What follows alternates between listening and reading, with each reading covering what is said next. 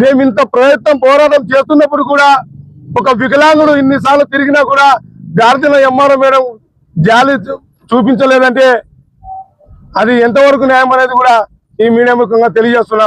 ఇప్పటికైనా సంబంధిత జిల్లా కలెక్టర్ గారు వెంటనే ఎవరైతే గత 2 సంవత్సరాల నుంచి గాలదిన ఎంఆర్ఓ మేడం బాధ్యత తీసుకున్నప్పటి నుంచి అనేక మంది రైతులు లబోదిమో అనిపిస్తా ఉంది.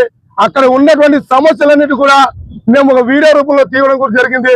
కావున వెంటనే తక్షణమే జిల్లా కలెక్టర్ గారు స్పందించి స్వేచ్ఛావళి విషయంలో నిర్లక్ష్యంగా వహిస్తున్నటువంటి గాలదిన ఎంఆర్ఓని వెంటనే సస్పెండ్ చేయాలని కూడా జేబీఎం రావు భారత పార్టీ నుంచి డిమాండ్ చేస్తున్నాం.